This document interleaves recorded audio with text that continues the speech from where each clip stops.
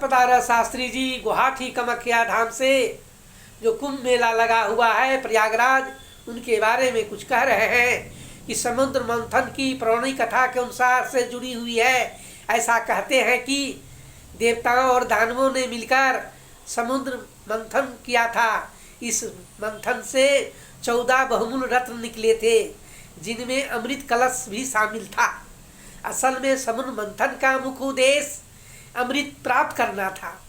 भगवान धन्वंतरी अमृत कलश लेकर समुद्र से बाहर निकले। अमृत कलश को पाकर देवता और दानव आपस में लड़ने लगे। इस बीच दानवों से बचने के लिए इंद्र के पुत्र जयंत अमृत कलश लेकर भागने लगे। दानवों ने भी उनका पीछा किया। भागते भागते जयंत के हाथ से अमृत कलश से कुछ बूंदे पृथ्वी के 4 स्थानों पर गिर गए। एक है प्रयागराज, उज्जैन, हरिद्वार और नासिक। मानता है कि यही कारण है कि इन 4 स्थानों को धरती का सबसे पवित्र स्थान माना जाता है। कुंभ के दौरान इन नदियों का जल अमृत के समान पवित्र हो जाता है।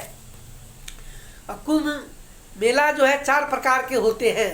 पूर्ण कुंभ मेला हर साल में 4 स्थानों पर, एक हरिद्वार, प्रयागराज, उज्जैन और नासिक में से आयोजित होता है। अर्ध कुंभ मेला 6 साल में हरिद्वार और प्रयागराज में आयोजित होता है। महाकुंभ मेला हर 144 साल में केवल प्रयागराज में आयोजित होता है या 12 पूर्ण कुंभ मेला के बाद आता है। और यह इस बार जो है महाकुंभ, इस बार 144 साल बाद यह अनुष्ठान संयोग बना हुआ है। पहला स्नान हुआ था 13 जनवरी 2025 को, दूसरा 14 जनवरी मकर संक्रांति को, तीसरा 29 जनवरी 2025 मौसी अमावस्या को और 2 फरवरी 2025 बसंत पंचमी को, 12 फरवरी 2025 माघ पूर्णिमा को, 26 फरवरी 2025 महाशिवरात्रि को लास्ट स्नान है। इसीलिए भारत के देशवासियों, आप लोगों से विनती करके कहना चाहता हूँ कि यह संयोग मिला है 144 सालों का बाद।